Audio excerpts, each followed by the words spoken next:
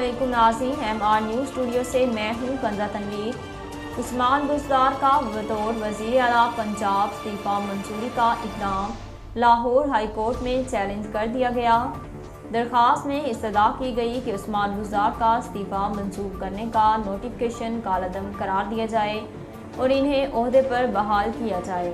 दरख्वास्त में कहा गया कि साबिक़ गवर्नर पंजाब चौधरी सरवर ने गैर कानूनी तौर पर उस्मान बुज़दार का इस्तीफ़ा मंजूर किया। दरख्वास्त में ये भी कहा गया कि हमजा शहबाज को बतौर वज़ीर आला पंजाब काम से रोकने के अहकाम जारी किए जाएँ और उस्मान बुज़दार को बतौर वज़ीर आला पंजाब बहाल किया जाए। कराची वालों के लिए अच्छी खबर है कि 121 हाईवर्ड बसों की पहली खेप चीन से रवाना हो गई।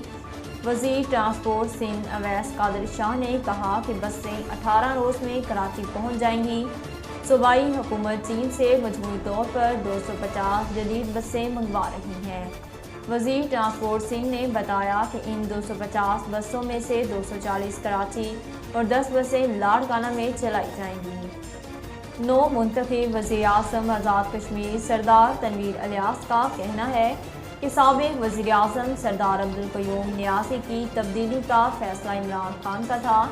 तनवीर इलियास ने कहा कि मकबूजा कश्मीर की अवाम भारतीय जुल्म व बर्बरियत का शिकार हैं। आज़ाद कश्मीर में 3.5 अरब की ज़मीन महाजिन के लिए वक़्फ़ करेंगे। सरदार तनवीर इलियास ने कहा कि आज़ाद कश्मीर की महाजर बस्तियों को नए सिरे से तामीर करेंगे। मुस्लिम लीग नून की मरकज़ी नायब सदर मरियम नवाज़ ने उम्रे पर जाने की इजाज़त के लिए लाहौर हाई कोर्ट से रुजू कर लिया।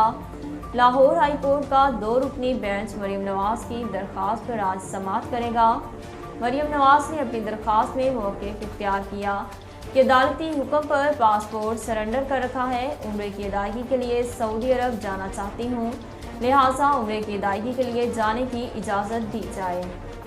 PTI रहनुमा फैसल जावेद ने कहा है कि आज हमने अपने ही गुज़श्ता जलसों का रिकॉर्ड तोड़ना है। समाजी राब्ते की वेबसाइट ट्विटर पर जारी करदा ट्वीट पैगाम में PTI रहनुमा फैसल जावेद ने लिखा कि आज इमरान खान 5वीं बार मीनार पाकिस्तान को भरेंगे। इंशाअल्लाह आज हमने अपने ही गुज़श्ता जलसों का रिकॉर्ड तोड़ना है। नाज़रीन, अब तक के लिए इतना ही। मज़ीद खबरों और अपडेट के लिए देखते रहिए MR न्यूज़।